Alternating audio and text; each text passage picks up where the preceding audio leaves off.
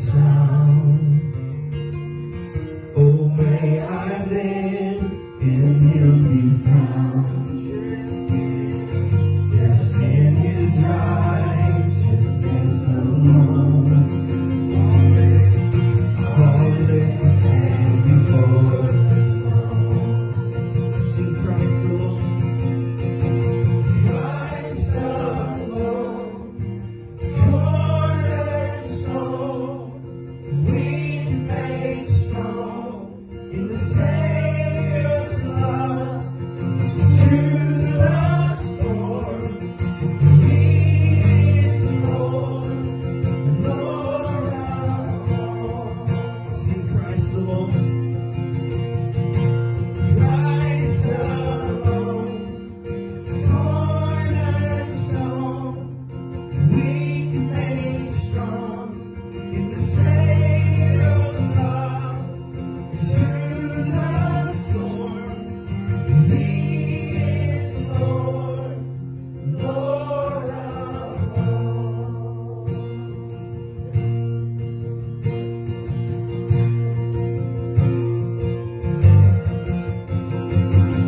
I've heard 1,000 stories of what they think you're like, but I've heard the tender whisper of love in the dead of night. And you tell me that you're pleased and that I'm never alone.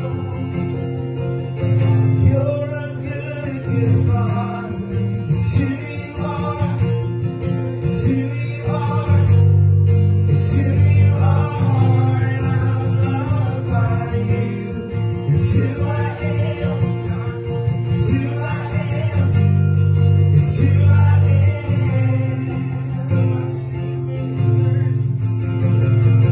I've seen many searching for answers far and wide, but I know we're all searching for answers. Only you provide, because you know just what we need before we say a word. You're a good, good Father. It's who you are. It's who you are. It's who you are. And I'm loved by you. It's who I am. It's who I am. It's who I am. It's who I'm perfect. You are perfect in all of your ways. You are perfect in all of your ways. You are perfect in all of your ways. To us, you are perfect. You are perfect in all of your ways. You are perfect in all of your ways. You are perfect in all of your ways.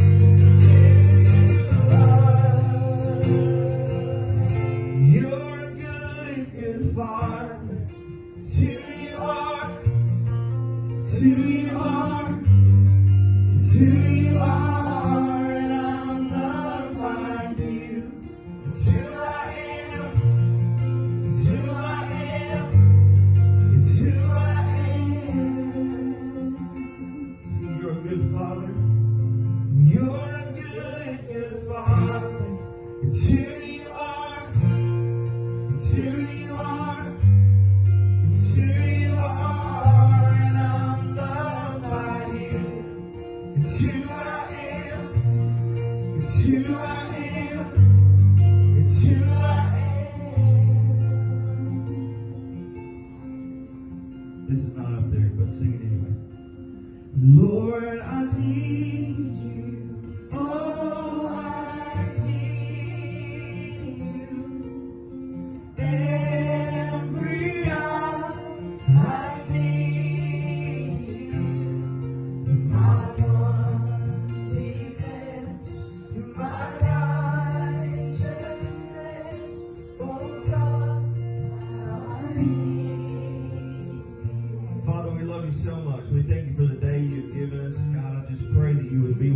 service, Lord, with our time. God, that we would know that we need you, that you are a good Father. God, we know that you care about us and you love us and you take care of us. God, that you shield us from things that we can't even imagine. God, and you reveal yourself to us in ways that sometimes we don't realize until later. But God, that you also love us enough to let us in every once in a while on your story, what you're doing. And so today, may we, Lord, see you in the stories. May we see you in the good things that you have done. And God, may we always see you through the storms as the lighthouse that guides us to where we can be safely home. Lord, we love you and we thank you. It's your name we pray all these things. Amen. You can be seated.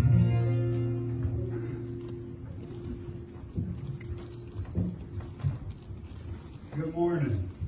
It's good to be here this morning. Good to see y'all every week. We get a few more that we're seeing in here, and that's a blessing, and it's good to see everybody. Good to be here. You see, Hutch is already up here. Cliff's not saying we're going to do something a little bit different this morning. We like to do things a hair different. And in this series, we've been talking about different ways God can speak to us. And when I was praying about this, He's got a Pepsi in the church. He's got a Diet Pepsi in the church. Let's pray for him. This is going to be different. But when I was praying Should have about given me it, a microphone. are you done? Okay. When I was praying about this, and I got to this week in hearing God, there was no doubt in my mind who we needed to speak. But who he needed to speak had some doubt in his mind. And so I would talk to Cliff about it, and Cliff had this idea that he had seen at other churches, and I'm like, that's really cool, so let's give it a shot. So we're going to do this today, and we'll see how this works, and y'all are either going to love it or you're going to hate it, and if you hate it, we'll never do it again. But we can monitor and adjust pretty well. So, but first, before we get into that, it is Father's Day. And we've talked a lot about the impact that our dad has made on us. We wouldn't be here, literally, physically, however, spiritually, without the impact that our father had on us. And I told Hutch and Cliff yesterday what I'd like us to do is start off with a story about our dad in Father's Day. And I've let them pick. So I don't know what stories for sure they're going to tell. But we'll just let Cliff start off since he's so itching to talk anyway. We'll just let him start. Hello, I'm Cliff. There's a story about my dad. We always tell a bunch of good stories about my dad, which is, it's right. It's what you're supposed to do. And we tell about how he molded us and, he showed us how to go and what to do. And I want to tell you a story that I vividly remember about my dad that may not be one of those times that he led us in the right direction, although I have used it in my parenting before. So here goes. Growing up, me and our family, we didn't have a lot of what you would call finances. Okay, like we weren't rolling in the dough. We hid it very well because Mama would buy us clothes at just the right time, right as ours were tattered, and we would go to Payless and get shoes. And Hutch would draw Nike checks on the XJ900s. And then, I don't know if Ashley remembers this, but when I was in school one day, Hutch had drawn a Nike check on my shoes, and the dew was, dewy. And we went outside and got on the grass, and my Nike check started running, and I ran inside and didn't want to come back out. It ruined my reputation. Anyway, and so, but we didn't have a lot of money, so it was a humongous deal one year that we Hutch and I both got Power Wheels, and the little machines, you know what I'm about to say, the little machines that ours were 3-wheelers, and you could put your foot on the little pedal on the side and they would go by themselves. It was amazing. And my dad had said, do not leave these Power Wheels outside. We had a place where in the weather. We had a place where we were supposed to put them, and we would put them up every day and then get to ride on them, the next day, and it was fun. And these were expensive even back then, and they were expensive. Mom knows what I'm about to say. These were expensive back then. They're expensive now, but even more so back then. Well, one day, Dad is leaving the house. He says, bye, I love you. And we said, bye, Dad, love you. And he gets in the truck. We hear the truck start up, and all of a sudden we hear, whoo. And then we're like, what was that? And then we hear, whoo, whoo. And we go outside to see both of our big wheels were demolished. So what had happened was Hutch had left his. It's debatable who's. Let me finish my story. It's debatable on whose was left where it wasn't supposed to be. But one of these were behind Dad's truck, and when he backed up, he never saw it, ran right over it. Wasn't his fault. The other one I had left responsibly beside the house, but not exactly where it was supposed to be. And my dad felt bad for running over the Hutches and was mad because we hadn't done what we were supposed to do. So he said, well, if Hutch can't have one, Cliff can't either. And he sped and ran over mine too.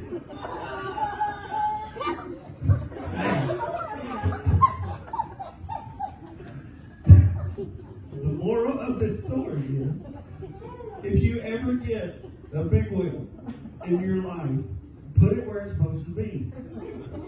And get your brother to as well. Because if he doesn't, yours will be demolished too. You are your brother's keeper. Yeah, you are your brother's keeper. Yeah. That's my dad's story. And it made me better. I respect what I have now because of it. That's a good story. You kind of have to go next for this. It was so funny. I'm in the middle of changing my story because Cliff incriminated me on the food. It's not my fault. I'm trying. I don't know how these things work. I think I've told this story in my book. This will be Cliff's fault. But Dad used to travel preaching a lot. And we would all go with him. And we were always, Mom, I'm trying. I don't know if it's on high or not. So anyway, we would always be prim and proper. Our hair was always combed the right way. Cliff dropped mics all the time. But there was a church, and I think it's in northern Louisiana. Dave sometimes says it's other places. But anyway, we were night 2, 3 of this revival. And my dad always had these power messages as the week went on, and we knew them all by heart, to be honest with you. And so we just sit and we mouth everything he was about to say. But this night, I can point in here and tell you exactly where we were sitting, right there, where Ashley's at. And behind her was this elderly gentleman with a bald head and a huge nose. And I remember that. Bless his heart. I have to say bless his heart because that matters. But Dad got into this sermon. Mom's sitting next to us, and us 3 boys are right there. And this old fella, bless his heart, said, real loud, one good time. Cliff started laughing the first time he said, like that. And when Cliff did that, we were all like, you know what I mean? Because it's funny. And then about that time, old man goes, again. And his wife's back. You can just say it. You don't have to demonstrate. No, I like to demonstrate. Just gets the story out there. Well, anyway, Mom's laughing now. We're laughing. And Dad standing up here trying to preach, and he's looking. And finally, he just says, Joni, come up here. So he made my mama walk all the way up from that pew in front of this place was packed that night. Come all the way up that pew, and he whispered down to her, and you could see her head just sitting there nodding. And then she finally came back and told us that our daddy was going to kill us if we didn't calm down. And this is the true story. We left And I remember Dad going to McDonald's, driving through the drive-thru, and getting himself a cheeseburger, and we did not get nothing. We really literally went home and ate bologna sandwiches every time. And his reason was, is y'all ever do that to me again? Watch. And he went through, got himself a cheeseburger, went home, and we were like, nothing? He's like, no, bologna at home. Learn from this. That's my story. The bologna was after the spanking. That's true. We got heard of that, but I can't say that. It's making Dad look bad on Father's Day. It was worse than them three-wheelers.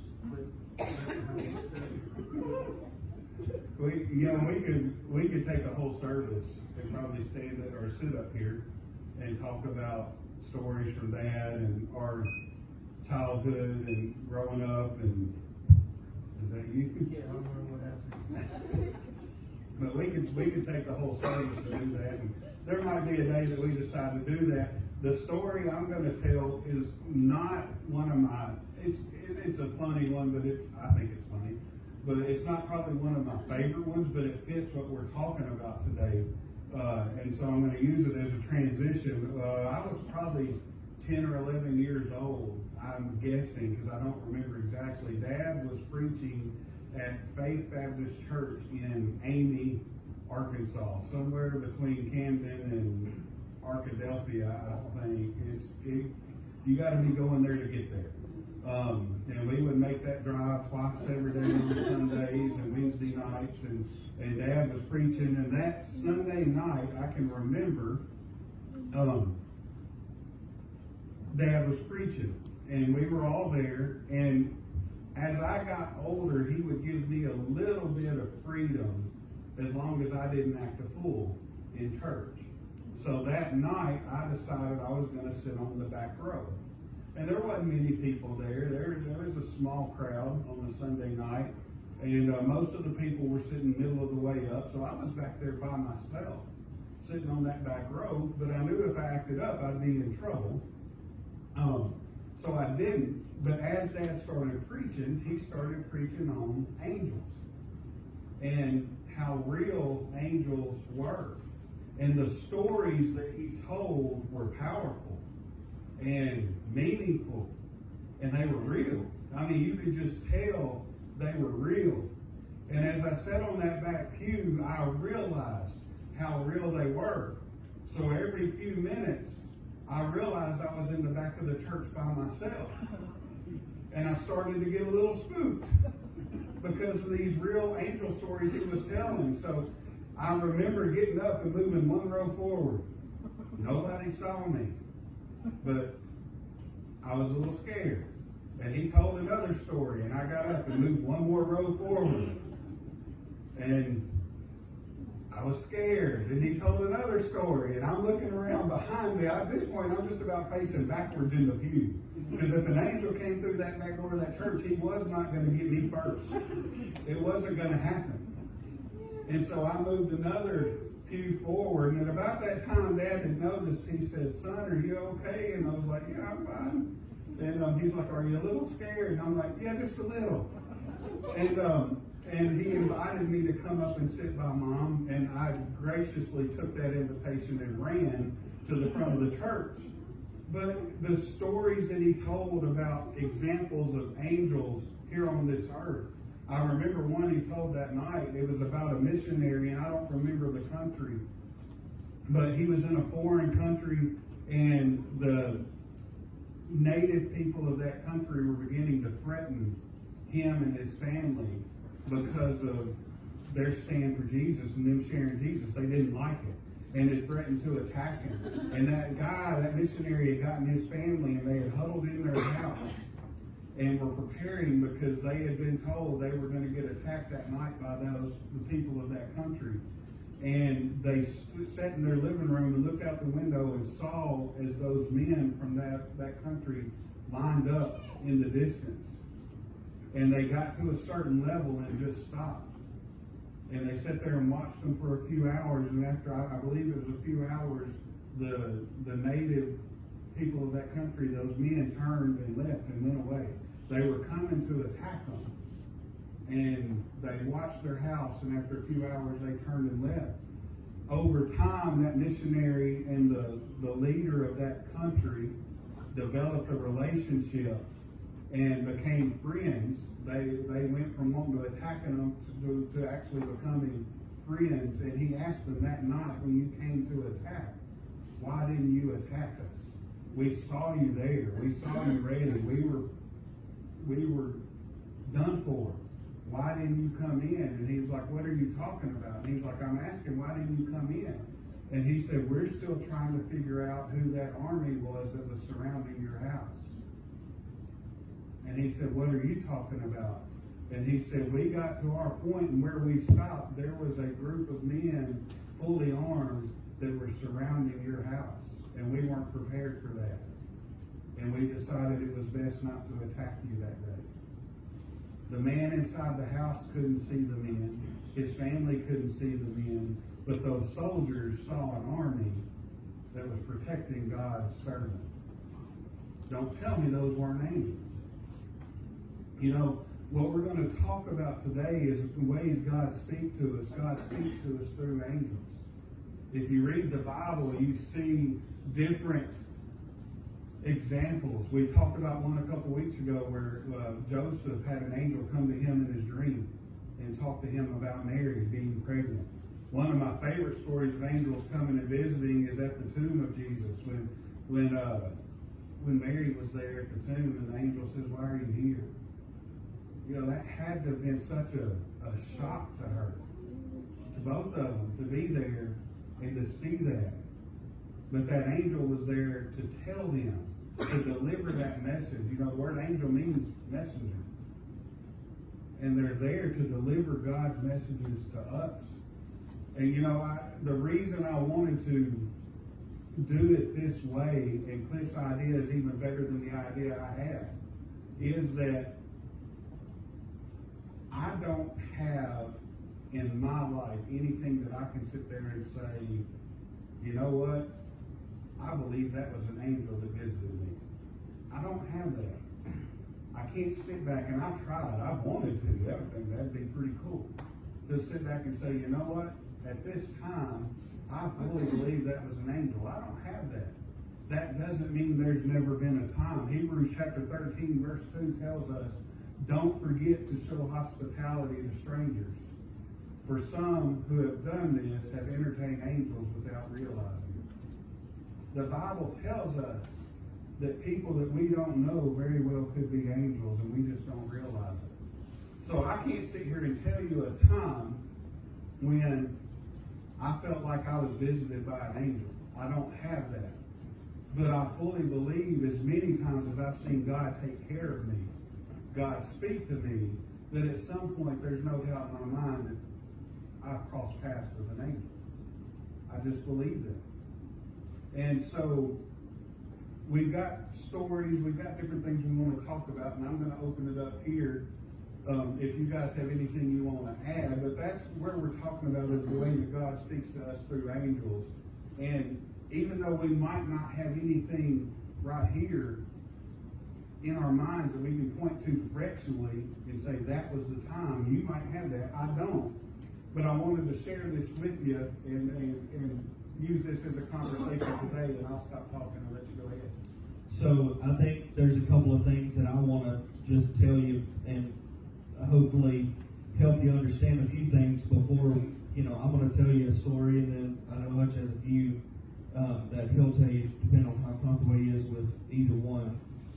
But I think one thing we have to understand is who angels are, okay? I always tell people, if you believe in God, you have to believe in the enemy. If you believe in angels, you have to believe in demons. So there are adversaries with every good thing. And so a lot of times we see the enemy working, and then we see God working through angels. Another thing I want you to understand is when we die, we do not become angels. That's a misconception of a lot of people. It's like, oh, so-and-so got their wings. No, they did not. They're not angels. And in fact, why would you want to be an angel? Angels were in heaven with God whenever the world was created, whenever he created us. So angels, if he could have fellowshiped with angels and it would have been enough, there would have been no reason for us.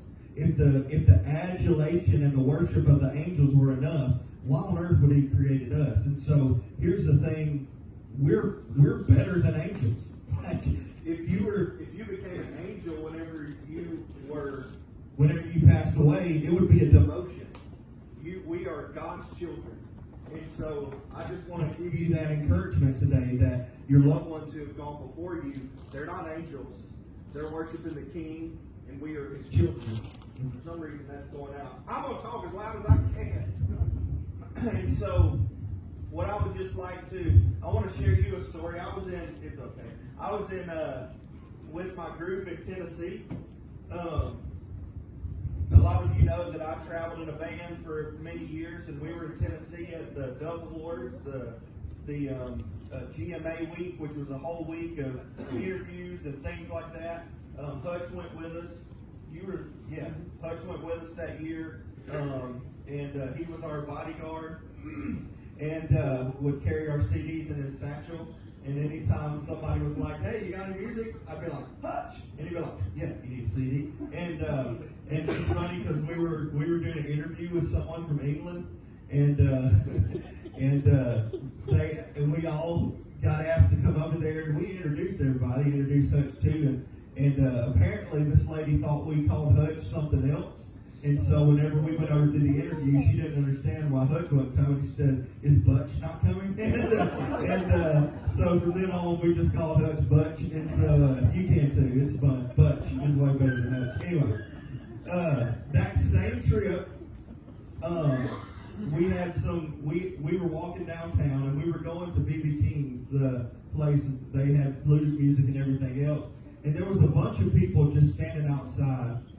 It was hard to get into the place where we were going, and all of a sudden I walk out and I see my guys talking to this man, and this man had he looked to be homeless. Like if you walked up past them, there's a homeless population in Nashville, and so if you walked up to him, you would have thought, "Man, this guy's a homeless guy." He had a white cowboy hat on, and just tattered clothes, and was talking with Jason McLeod, who was one of our buddies, and Brent Hammett, who was a drummer at that time, and a couple other people, and he was just sitting there talking, and I could see that it was impacting the people in the circle, and so I joined in the circle, and this guy's just going on and on and on. At that time, we had just recorded a song called Seasons.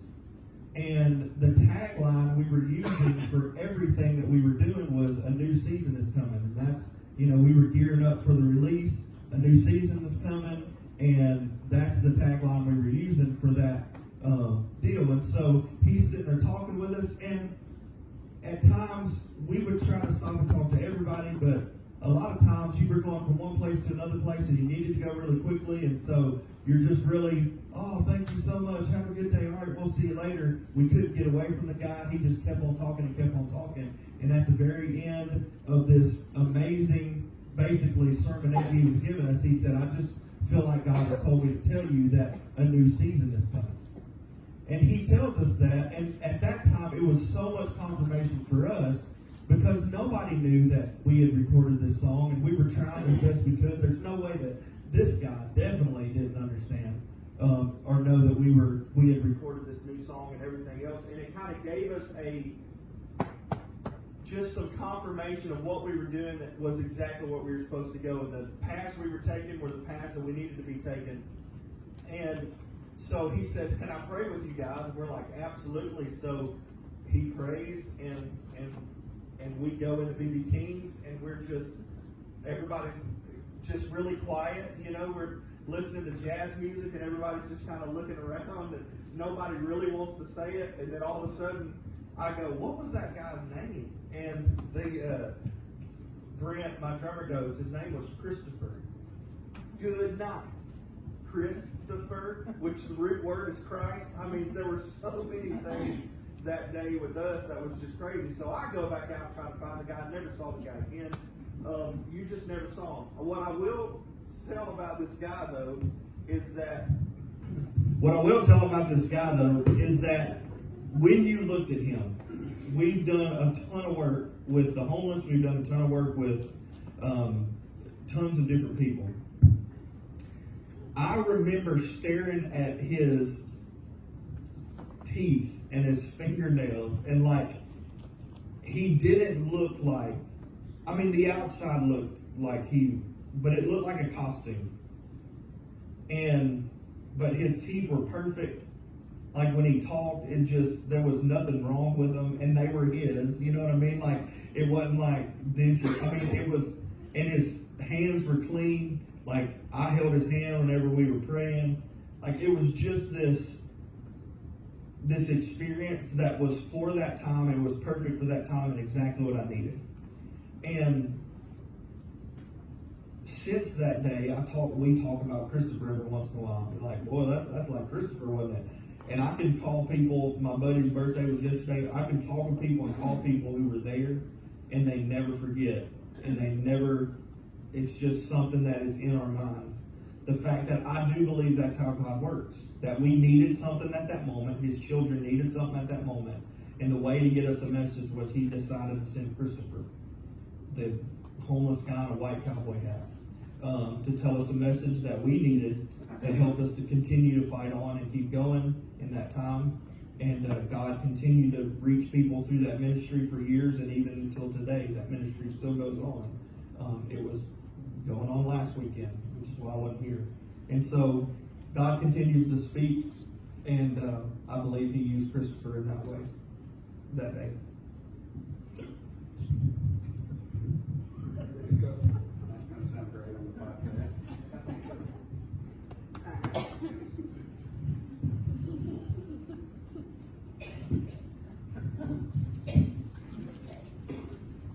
You may want to turn that one off just a little bit. Belly button. You can always tell where it is. My button's kind of spread a little bit once it's a weight issue. Okay, hold on. You stay out of this, Murphy. Steve? Y'all, I don't know why things happen. And I don't know if it's, I don't know. I don't know if it's because I feel like sometimes that I need proof, and I know a lot of people are like that, but I don't think and correct me if I'm wrong, I don't think he owes me proof. That's more faith than anything, right?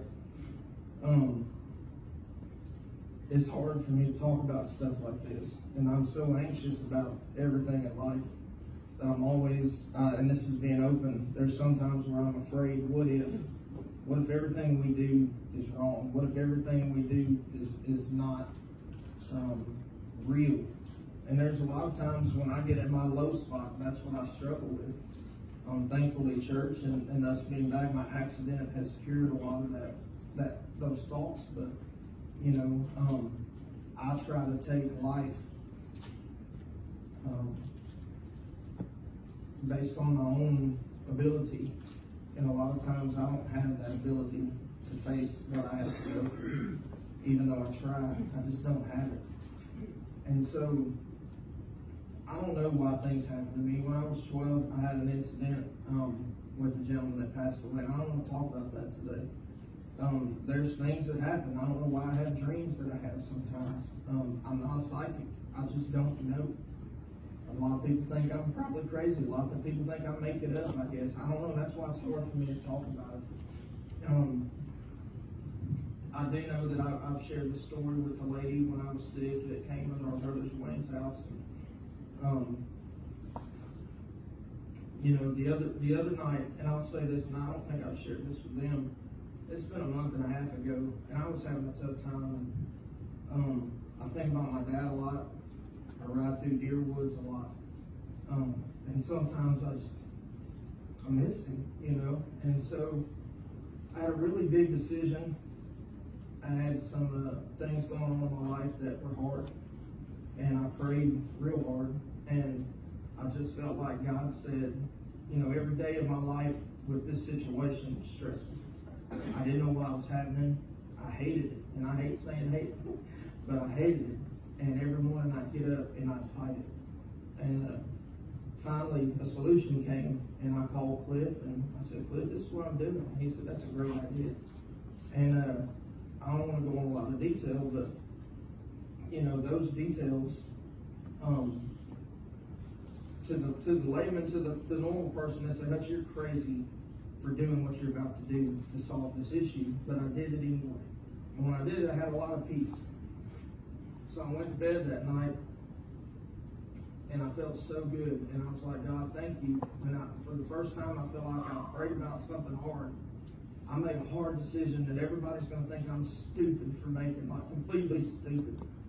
And I was like, God, just give me more peace. Keep giving me whatever this feeling is, I want it. So I went to bed that night, and I had a dream about my dad. And we were riding through deer woods. He asked me how Dyer was doing. And everything was so good. And I remember telling him, Dad, you'd be so proud of this restaurant. Like, you don't even know what's going on. Like, it's so cool. And he said, man, I want to know everything about it. And it felt so real. And I said, Dad, I made a hard decision today. He's like, I know.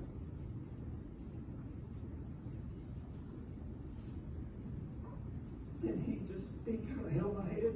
And he just said, brother, I love you. I just want you to know I love you. And I love you. And he just kept saying, I love you, Hutch. And he would put my name in it. He just said, I love you, Hutch. And just kept saying it. I remember waking up, hearing him saying, I love you, Hutch. I love you, Hutch. And for those next few weeks, I had more peace about that situation in my life than I've ever had. And I was able to kind of forget it and let it go. I don't know why those things happen. I don't know why it happened to me. And maybe I took some medicine that night. I don't know that made that happen. But that's what people will say. But I know that whatever happened, and my dad would tell you if he were here, like that instance, if God wants to use that for His glory, He's going to find glory for it. And it doesn't matter where it came from. If that's what you feel like God sent you to make you better, and if you felt better for it, then that's better. And I can still hear that in my head every day. Every day I go, it's like, I know, I don't know what Dad's doing in heaven. I struggle with things like, I know there's no sadness in heaven, and there's peace in me. It feels like if my dad could see me, that maybe sometimes he'd be sad that he couldn't be there. So I don't know the rules. But I do know that I think he's happy. I think God, maybe God tells him. I just know that I have his approval. And at least it's God's approval through my dad. And I knew at that point that whatever decision that made was probably the smartest decision I've ever made in my life, to be honest with you. But it worked. And I had, for the first time in my life, I had real confidence that, man, I prayed hard. And that happened. And now, as brothers, we have a lot of stuff going on that that's going to be awesome. But I think all of that stuff leads into, learn how to pray, get everything right, and eventually God's going to speak to you. He may not send your dad back to you, but He'll give you signs that everything's going to be okay. That's kind of what I wanted to share. Sorry. I'll screw it. I don't even know what he's talking about, and I'm glad I was like, yeah, it's a good job. I was going to ask you later, what's he talking about? I'm sure he'll remind me of it, but I do believe that that God gives us exactly what we need, when we need it, how we need it, and using people, using beings, using whatever He decides to, it's all His. Like, it literally is all His. That's right. And I believe there's this warfare going on in life where you start to pray and God answers, and I believe there's a battle that if God ever peeled back between us and the spiritual world and let us see that we couldn't live, I believe it's that powerful and impactful. And I believe that God can do whatever He wants to do. Completely believe that God allowed Hutch to be able to dream what he dreamed. I don't get to have those dreams. And, I'm not mad about it. Like, I think if the time ever gets right or happens, and if it's what I need, God will give it to me. But I can still remember my dad's voice. I think about it a lot. And my biggest fear with him passing was that I would forget what he looked like and what he sounded like and those types of things. And the other day, we were at, we did the outside services, and I heard myself on the live stream, and I was like, oh my gosh. Like, because I heard what I remember of my dad in my voice, the bottom of it. And then at one time I went, like that. My dad always did that. It was that asthmatic, gravelly clearing of his throat that if you knew him, like I could hear it in Walmart, like 20 aisles over, and I'd be like, Dad? Like, and so God gives me the way that I can be okay. And I know that He knows. I know with Cannon what I can do to her to make her feel better. I know with Murphy what I can do with him to make him feel better. And it's completely different. But I know my children. God knows His children. And He knows exactly what we need. And He knows sometimes I need an angel. I need a being to tell me, to point me on the path. God knows that Hutch, God uses dreams and people and things with him. God knows David is just ornery and is not going to believe anything, and so he doesn't even bother.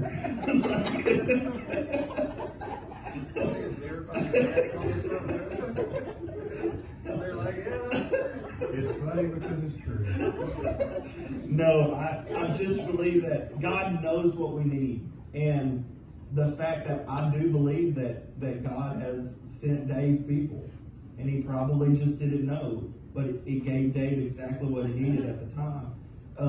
One thing, I was talking about this last week at East Main, and I don't even know why I told the story, but Austin, so Wayne, our other brother, had a son named Austin, or has a son named Austin, and when he was 2 years old, Wayne and Dave would go to Sumac to get jumbo cheeseburgers for everybody, and they would leave Austin, the 2-year-old kid, with me and Hutch, like to babysit, which is a terrible idea. And so we were watching Austin, and all of a sudden Austin's sitting on the couch in our room, or in a living room, which is our house right now, and Austin looks down the hallway and goes, "How you doing?" and I look at Hutch, and I'm like, "Did you just see that?" And he's like, "I did." And about that time, he did, "Hey," like that. And Hutch goes, "Austin, what are you doing?" He was like, "Waving at that man down there." I was like, "Let's go play some basketball outside." And so it can be a nerve-wracking thing to know that there are people. And I also believe that younger people can see it because they're more willing to believe. Because we get old and we start thinking, or like logic kicks in. But this is not a logical faith. Like what we do is not logical. And it's not going to make sense. And if you try to fit our faith into logic, I'm sorry, you're going to end up being an atheist. Because I can't sit here and explain it in a logical way where it makes sense. But if our God was logical, He would not be big enough to be God. Like if we could fit everything that He could do and everything He does into our brains, then He wouldn't be worth serving. But we trust that He does what He says in His words. And in His word, it says, don't forget to show hospitality to strangers. For some who have done this have entertained angels without realizing it, unaware. And so I would just encourage you, keep your eye open. Watch and look for what He's doing and what He's saying. He's going to use anything, and sometimes He just happens to use angels. You know, I was sitting here listening to Hutch tell that story, and when we were talking about this, Hutch, he's mentioned a couple things that for whatever reason, God has opened that spiritual, what's the word, realm to Hutch more than He has to me. and I'll speak for Cliff to say even more than he has to Cliff. Why he put that on the one of us that has the most anxiety, the most stress, the most pressure, the one that handles stress the worst, I don't know. That was a small laugh, by the way. But he did. You know, I was listening to Hutch tell that story. I have had dreams that my dad were in. I don't remember a dream, though, where my dad spoke to me in those dreams. I see him in the middle of a dream, and I know he's there. But it's like, oh, hey, there's Dad. Dad's here. And I've woken up from that, and I'm like, why didn't I stop and talk to Dad? And I feel guilty about that a little bit. But then I think about it, I pray about it, and maybe this is just me rationalizing it in my mind, but every time I see him in a dream and I know he's there, it's comfort. And it's just a reminder that he's still there. He's not here. He's in heaven. But my dad is still alive in heaven today. And it gives me that peace and that comfort to know that he's still here.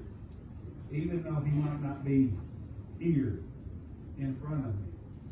And so, you know, Hutch has those different experiences. Cliff has had those. You know, I sit here when I read this verse that Cliff just read again about, you know, be kind to strangers because you've done that and without knowing you've entertained angels. And I wonder how many times I've brushed somebody off that I didn't know that maybe God had a message for me. And I wasn't kind to that stranger. What did I miss? You know, God has a message for all of us, and He has His ways that He will share it. And that's when, as this series continues, we're going to talk about those different ways. But I think if the point that I was hoping to make today, and Hutch went off script, he did, but it's perfect. It's perfect. The point I was hoping to make today is to not take anything that God does in your life for granted. And I think Hutch's story tells that perfectly because he's talking about a dream.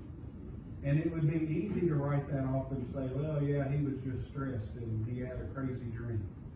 It would be easy to write that off as he took an anxiety pill. I'll say that just because he did. But it would be easy for us as humans to find a reason that happened rather than just trusting God that God did exactly what He wanted to do. You know, last week we talked about how God speaks to us through natural ways and supernatural ways, and I even made the statement, we don't hear about as many supernatural ways today because I think a lot of times people are going to think you're crazy. So you just don't tell those stories. Imagine if we took pride in every, like I said, we can't explain it, but imagine if everything that happened to us that we couldn't explain, we shouted.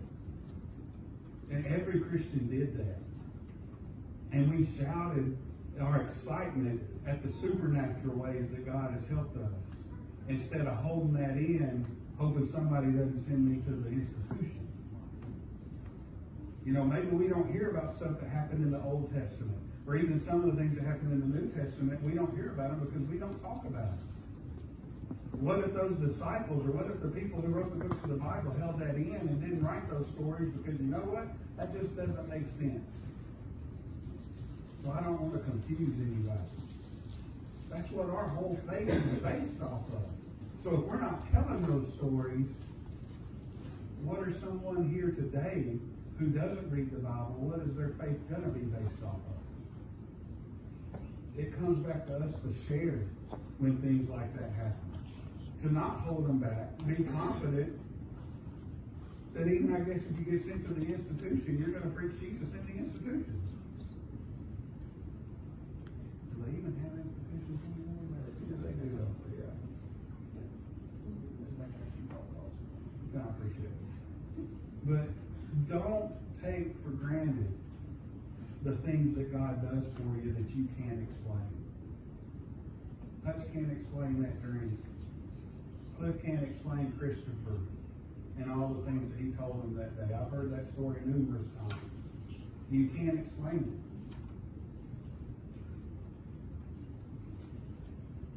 I can't sit here and tell you one of a specific thing where something like that's happened to me, and maybe it's because I've tried to explain it in my own mind.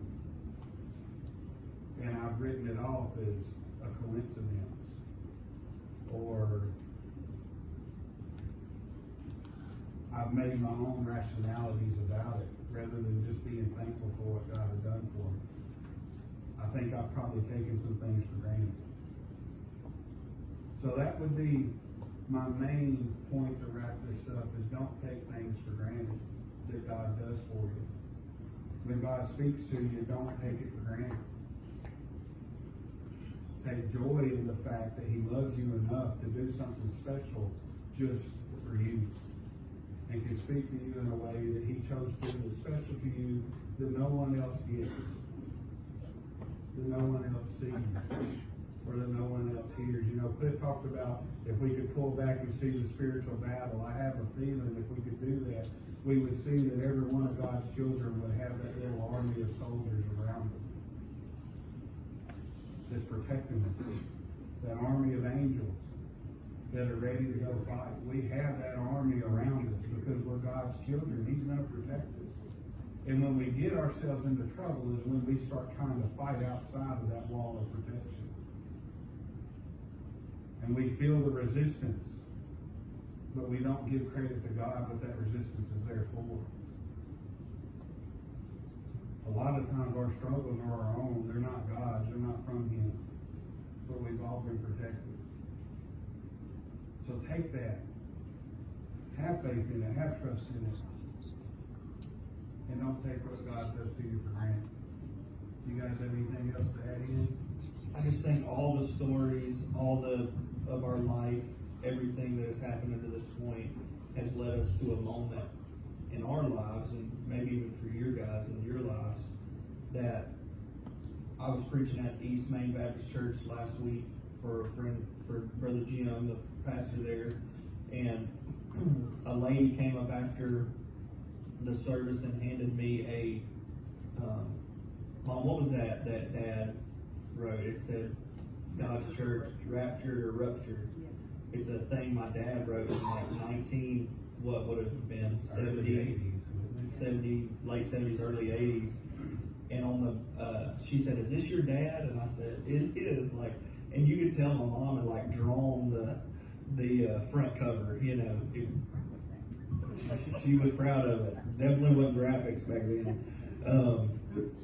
But it was this really neat thing where this lady said, I watched your dad preach in early 80s, and he had these, and I got one. Would you like to have it? I said, I would. And I turned it over to the back, and I was reading on the back, and it said that David H. Preston was saved in 1972 at Crossroads Baptist Church. And he became the worship pastor and youth director at Crossroads Baptist Church. And then from there, he went somewhere else. And then from there, he went somewhere else. And then he married Mom at Crossroads Baptist Church. And then they had children, and those children went other places. And he went other places, and they went other places. And if you kept writing that story, it would come back to the point where, and his 3 sons are pastors at Crossroads Baptist Church. Those types of things just don't happen. That's a story that God is writing through our lives. And we're here, and we're for you, and we're praying for you, and we believe that God is doing something, because on the back of a paper somewhere could be the same story about each one of you. And He's put different people and different things in our lives to pinball us to the point where everybody is here today for a reason.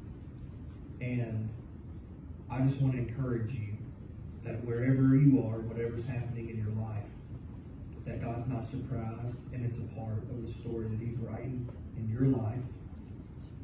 And one of these days, we're going to get to see why. And that'll be a good day. But until then, hold on, have faith, and don't give up. Don't quit. I tell you what, to close up, but maybe this has been different. I've enjoyed it. I hope y'all have enjoyed it, and a little different format than a normal Sunday morning, but I hope you've enjoyed us just getting up and just sharing with you.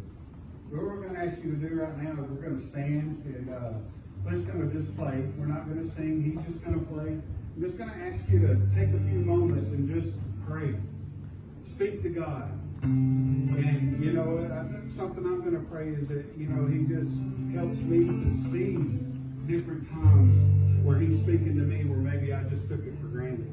There might be something laying special on your heart that you just need to spend a little time with Him. So just take a minute or two here and just pray. If you need to come up and talk, if you'd like for us to pray for you,